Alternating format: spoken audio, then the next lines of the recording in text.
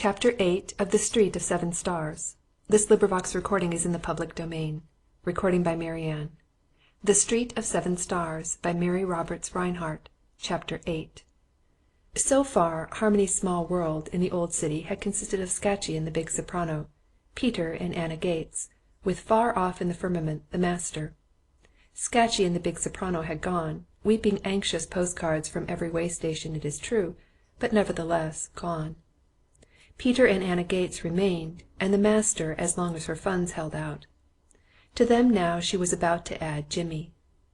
The bathrobe was finished. Out of the little doctor's chaos of pink flannel, Harmony had brought order. The result, masculine and complete even to its tassels and cord of pink yarn, was ready to be presented. It was with mingled emotions that Anna Gates wrapped it up and gave it to Harmony the next morning. "He hasn't been so well the last day or two," she said. "He doesn't sleep much. That's the worst of those heart conditions. Sometimes, while I've been working on this thing, I've wondered—well, we're making a fight anyhow. And better to take the letter too, Harry. I might forget and make lecture notes on it. And if I spoil that envelope—" Harmony had arranged to carry the bathrobe to the hospital, meeting the doctor there after her early clinic. She knew Jimmy's little story quite well. Anna Gates had told it to her in detail. "Just one of the tragedies of the world, my dear," she had finished. "You think you have a tragedy, but you have youth and hope. I think I have my own little tragedy, because I have to go through the rest of life alone, when taken in time I'd have been a good wife and mother. Still, I have my work. But this little chap, brought over here by a father who hoped to see him cured, and spent all he had to bring him here, and then died. It gets me by the throat." "And the boy does not know?" Harmony had asked, her eyes wide. "No, thanks to Peter. He thinks his father is still in the mountains. When we heard about it, Peter went up and saw that he was buried. It took about all the money there was. He wrote home about it, too, to the place they came from. There has never been any reply. Then ever since Peter has written these letters, Jimmy lives for them." Peter. It was always Peter. Peter did this. Peter said that. Peter thought thus. A very large part of Harmony's life was Peter in those days. She was thinking of him as she waited at the gate of the hospital for Anna Gates, thinking of his shabby grey suit and unkempt hair, of his letter that she carried to Jimmy Conroy, of his quixotic proposal of the night before. Of the proposal, most of all. It was so eminently characteristic of Peter, from the conception of the plan to its execution. Harmony's thought of Peter was very tender that morning as she stood in the arched gateway out of reach of the wind from the Schneeberg. The tenderness and the bright colour brought by the wind made her very beautiful. Little Marie, waiting across the Alserstrasse for a bus, and stamping from one foot to the other to keep warm, recognized and admired her. After all, the American women were chic, she decided, although some of the doctors had wives of a dowdiness—Himmel! And she could copy the Fräulein's hat for 2 kronen and a bit of ribbon she possessed. The presentation of the bathrobe was a success. 6 nurses and a docent with a red beard stood about and watched Jimmy put into it. And the docent, who had been engaged for 5 years and could not marry because the hospital board forbade it, made a speech for Jimmy in awe-inspiring German, ending up with a poem that was intended to be funny, but that made the nurses cry. From which it will be seen that Jimmy was a great favourite. During the ceremony, for such it was, the Germans loving a ceremony, Jimmy kept his eyes on the letter in Anna Gates's hand and waited. That the letter had come was enough. He lay back in anticipatory joy and let himself be talked over and bathrobed, and his hair parted Austrian fashion and turned up over a finger, which is very Austrian indeed. He liked Harmony. The girl caught his eyes on her more than once. He interrupted the speech once to ask her just what part of the robe she had made, and whether she had made the tassel. When she admitted the tassel, his admiration became mixed with respect. It was a bright day, for a marvel. Sunlight came in through the barred window behind Jimmy's bed and brought into dazzling radiance the pink bathrobe, and Harmony's eyes, and fat Nurse Elizabeth's white apron. It lay on the bedspread in great squares, outlined by the shadows of the window bars. Now and then the sentry, pacing outside, would advance as far as Jimmy's window, and a warlike silhouette of military cap and the upper end of a carbine would appear on the coverlet. These events, however, were rare. the sentry preferring the shelter of the gateway and the odour of boiling onions from the lodge just inside. The docent retired to his room for the second breakfast. The nurses went about the business of the ward. Dr. Anna Gates drew a hairpin from her hair and made a great show of opening the many times opened envelope. "The letter at last," she said. "Shall I read it, or will you?" "You read it. It takes me so long.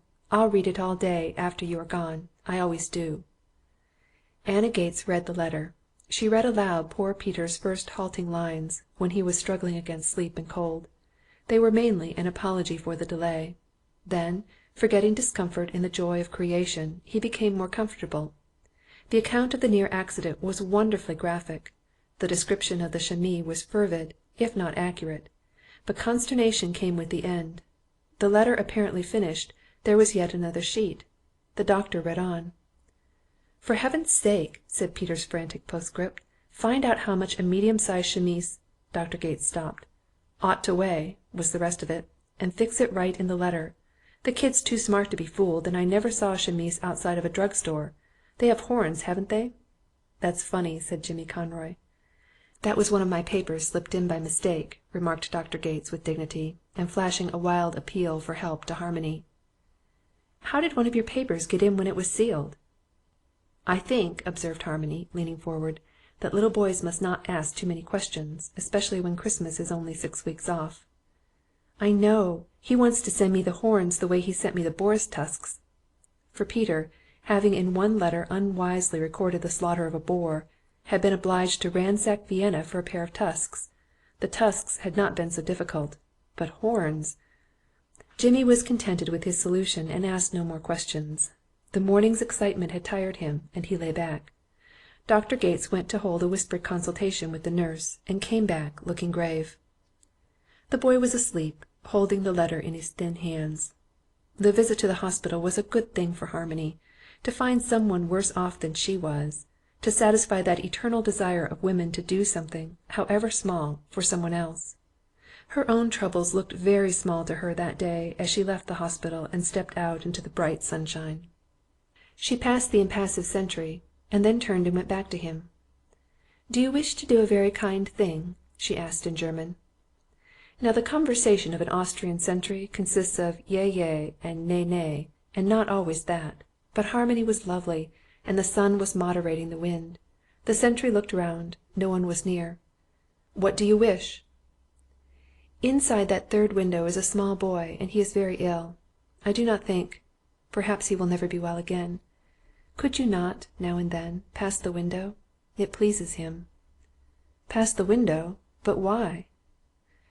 "In America we see few of our soldiers. He likes to see you, and the gun." "Ah, the gun!" He smiled and nodded in comprehension. Then, as an officer appeared in the door of a coffee-house across the street, he stiffened into immobility and stared past Harmony into space. But the girl knew he would do as she had desired. That day brought good luck to Harmony. The wife of one of the professors at the hospital desired English conversation at 2 kronen an hour. Peter brought the news home at noon, and that afternoon Harmony was engaged. It was little enough, but it was something. It did much more than offer her 2 kronen an hour. It gave her back her self-confidence, although the immediate result was rather tragic. The Frau Professor Bergmeister, infatuated with English and with Harmony, engaged her and took her first 2 kronen worth that afternoon. It was the day for a music lesson. Harmony arrived 5 minutes late, panting, hat awry, and so full of the Frau Professor Bergmeister that she could think of nothing else. Obedient to orders, she had placed the envelope containing her 50 kronen before the secretary as she went in. The master was out of humour. Should he, the teacher of the great cohort, be kept waiting for a chit of a girl, only, of course, he said das Kindchen, or some other German equivalent for chit, and then have her come into the sacred presence breathless, and salute him between gasps as the Frau Professor Bergmeister? Being excited and now confused by her error, and being also rather tremulous with 3 flights of stairs at top speed, Harmony dropped her bow. In point of heinousness, this classes with dropping one's infant child from an upper window, or sitting on the wrong side of a carriage when with a lady.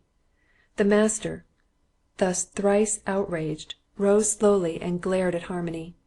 Then, with a lordly gesture to her to follow, he stalked to the outer room, and picking up the envelope with the 50 kronen, held it out to her without a word. Harmony's world came crashing about her ears. She stared stupidly at the envelope in her hand, at the masters retreating back. Two girl students waiting their turn, envelopes in hand, giggled together. Harmony saw them and flushed scarlet. But the lady secretary touched her arm. "It does not matter, Fräulein. He does so sometimes. Always he is sorry. You will come for your next lesson, not so? And all will be well. You are his well-beloved pupil. Tonight he will not eat for grief that he has hurt you." The ring of sincerity in the shabby secretary's voice was unmistakable. Her tense throat relaxed. She looked across at the two students who had laughed. They were not laughing now. Something of fellowship and understanding passed between them in the glance. After all, it was in the day's work, would come to one of them next perhaps, and they had much in common: the struggle, their faith, the everlasting loneliness, the little white envelopes, each with its 50 kronen. Vaguely comforted, but with the light gone out of her day of days, Harmony went down the 3 long flights and out into the brightness of the winter day. On the ring she had almost run into Peter. He was striding toward her, giving a definite impression of being bound for some particular destination and of being behind time. That this was not the case was shown by the celerity with which, when he saw Harmony, he turned about and walked with her. "I had an hour or two," he explained, "and thought I'd walk, but walking is a social habit, like drinking. I hate to walk alone. How about the Frau Professor?" "She has taken me on. I'm very happy. But, Dr. Byrne—" "You called me Peter last night." "That was different. You had just proposed to me."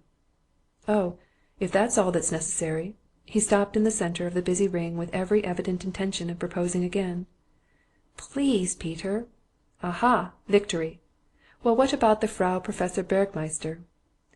"She asks so many questions about America, and I cannot answer them." "For instance?" "Well, taxes now. She's very much interested in taxes." "Never owned anything taxable except a dog, and that wasn't a tax anyhow, it was a license.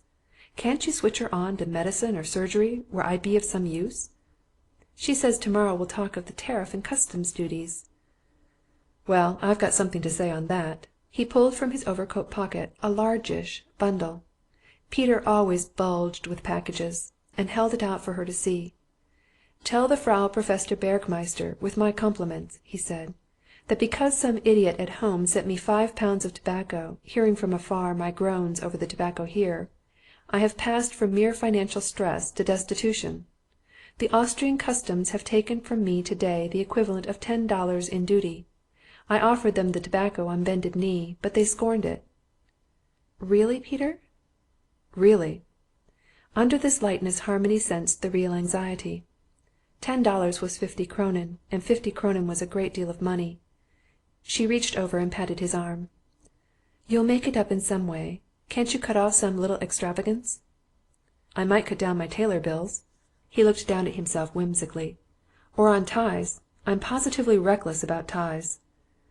They walked on in silence. A detachment of soldiery, busy with that eternal military activity that seems to go nowhere, passed on a dog-trot. Peter looked at them critically. "Bosnians," he observed. "Raw, half-fed troops from Bosnia. 9 out of 10 of them tubercular. It's a rotten game, this military play of Europe. How's Jimmy?" "We left him very happy with your letter." Peter flushed. "I expect it was pretty poor stuff," he apologized. "I've never seen the Alps except from a train window, and as far as a chemise." "He says his father will surely send him the horns." Peter groaned. "Of course," he said. "Why in heaven's name didn't I make it an eagle? One can always buy a feather or two. But horns!" "He really liked the letter?" "He adored it. He went to sleep almost at once with it in his hands." Peter glowed. The small irritation of the custom-house forgotten, he talked of Jimmy, of what had been done and might still be done if only there were money. And from Jimmy he talked boy. He had had a boys' club at home during his short experience in general practice. Boys were his hobby. "Scum of the earth, most of them," he said, his plain face glowing. "Dirty little beggars off the street. At first they stole my tobacco, and one of them pawned a medical book or two. Then they got to playing the game right. By Jove, Harmony, I wish you could have seen them. Used to line 'em up and make 'em spell, and the two best spellers were allowed to fight it out with gloves. My own method, and it worked.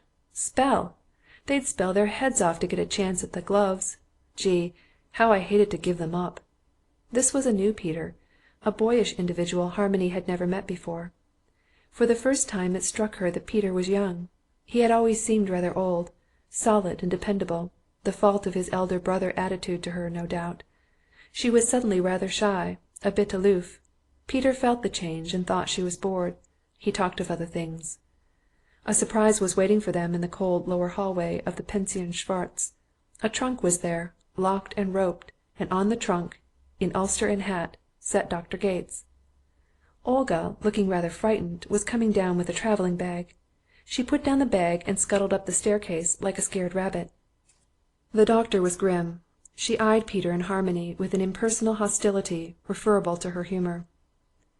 "I've been waiting for you two," she flung at them. "I've had a terrific row upstairs, and I'm going. That woman's a devil."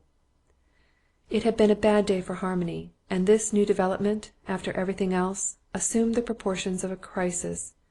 She had clung, at first out of sheer loneliness, and recently out of affection, to the sharp little doctor with her mannish affectations, her soft and womanly heart.